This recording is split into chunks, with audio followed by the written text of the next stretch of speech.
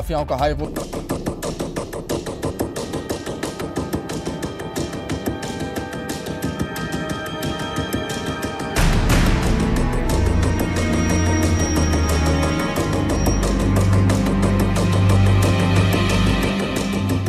चीन के विदेश मंत्रालय के इस बयान का सीधा सा मतलब है कि ड्रैगन ताइवान के बहाने अमेरिका को धमकी दे रहा है।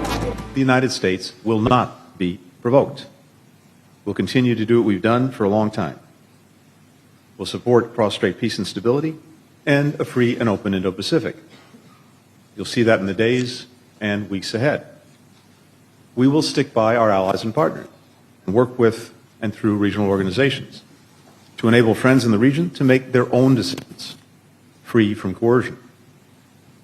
We'll take further steps to demonstrate our commitment to the security of our allies in the region, including Japan.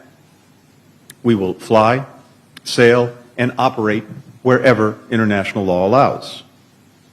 We'll continue to conduct standard air and maritime transits through the Taiwan Strait, consistent with our long-standing approach to working with allies and partners to uphold freedom of navigation and overflight, which has enabled the region's prosperity for many decades.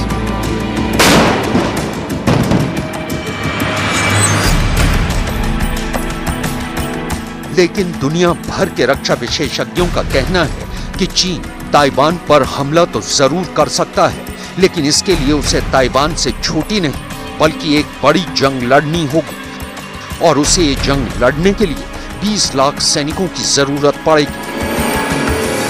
लेकिन इसके बावजूद ये तय नहीं है कि इस युद्ध में चीन को जीत ही हासिल होगी। चीन के पास कुल एक्टिव सैनिकों की तादाद 20 लाख ही है।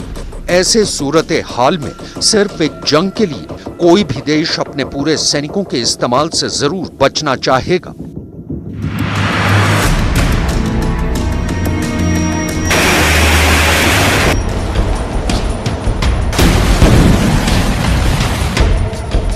दरअसल नैन्सी पेलोसी के दौरे से गुस्साए चीन ने युद्धाभ्यास के नाम पर ताइवान को घेरते हुए बड़े पैमाने पर जंगी जहाजों, एयरक्राफ्ट कैरियर और पनडुब्बियों की तैनाती कर रखी है।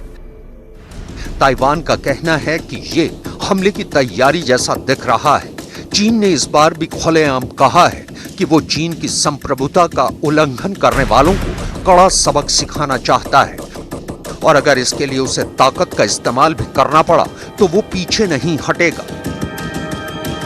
चीन के युद्धाभ्यास की वजह से ताइवान को कई शिपिंग रूट बंद करने पड़े हैं। यही वजह है कि इस वक्त दक्षिण चीन सागर जंग के लिए हॉटस्पॉट बना हुआ है। 美国众议长佩洛西不顾中方坚决反对和反复交涉，实际上在美国政府的纵容和安排下，明目张胆窜访中国台湾地区，这一倒行逆施，严重侵犯中国主权，严重干涉中国内政，严重违背美方所做的承诺，严重危害台海的和平稳定。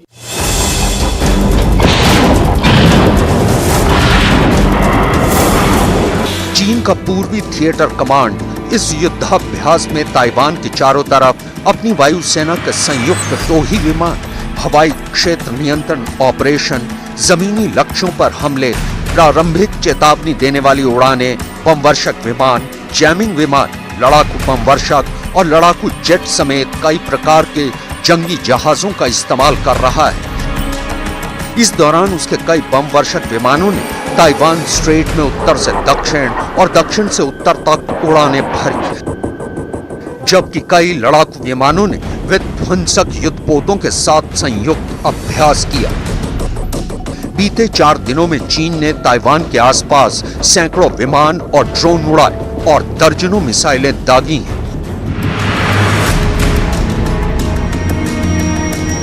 दुनिया भर के रक्षा विशेषज्ञों का यह भी मानना है कि चीन ताइवान पर सितंबर के अंत या फिर अक्टूबर तक हमला कर सकता है। दरअसल अक्टूबर 2022 में चीन में नए राष्ट्रपति का चुनाव होना है। इस चुनाव में शी जिनपिंग की तीसरी बार ताजपोशी को तय माना जा रहा है।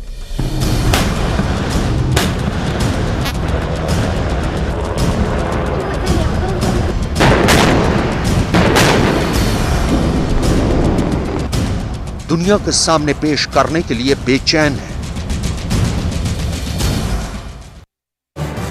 इस कार्यक्रम के प्रायोजक